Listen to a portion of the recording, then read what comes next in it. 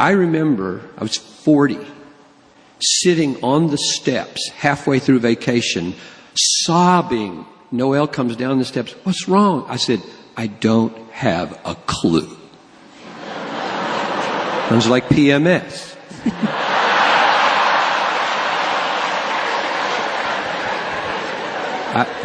I just said, I don't know if I want to stay. I don't know if I want to. I don't have a clue why I'm so sad. And that season lasted several years. And the grace was that I could still function. It lasted several years? Mm-hmm.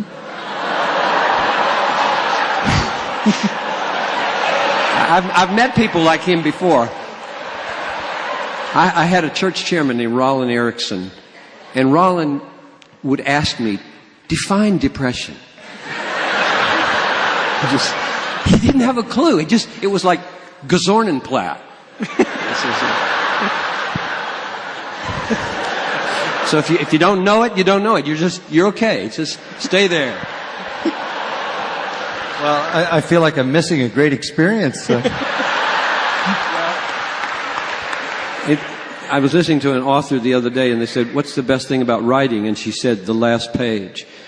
And so what's great about depression is the light at the end of the tunnel. Nobody enjoys being depressed in the middle of it.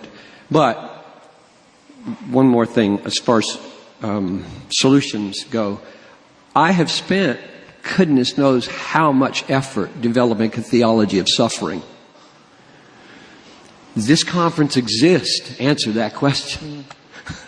I want to last. I want to stand.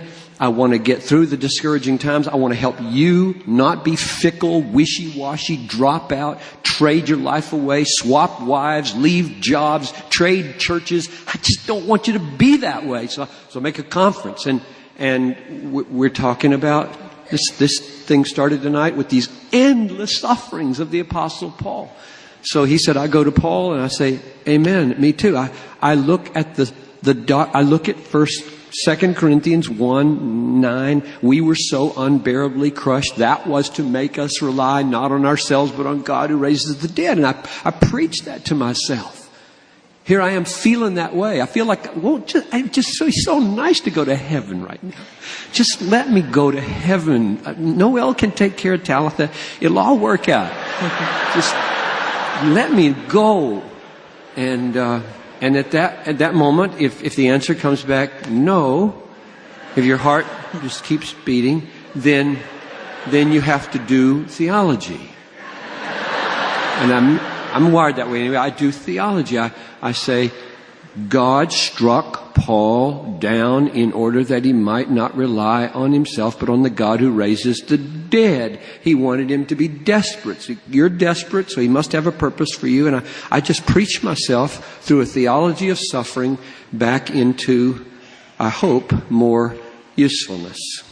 So just keep on working on your sovereignty of God peace and your evil of the world peace. That's the greatest issues in life. How can God be sovereign and there be so much horror in the world, including the horror in your own life that's making you so discouraged? What encourages? This man has known much suffering. It just doesn't tend to come from within. It comes from without. I think it's not the things I feel, it's how that processes in me.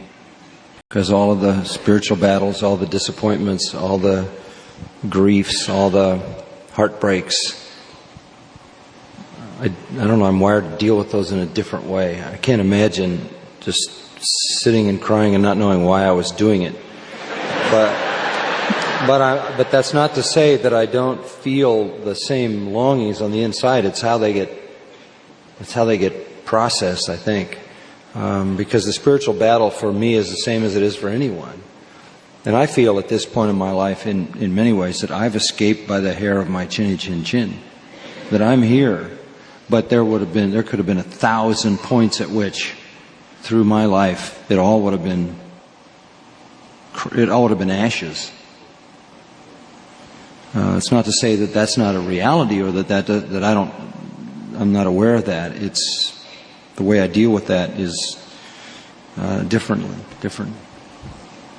I don't know why. It's just the way I'm wired, I guess.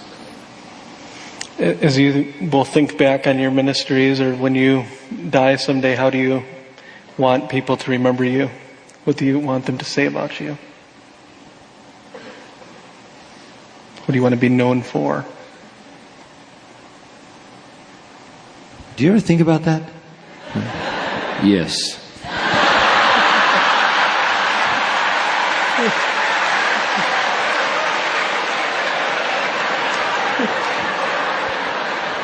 Every funeral.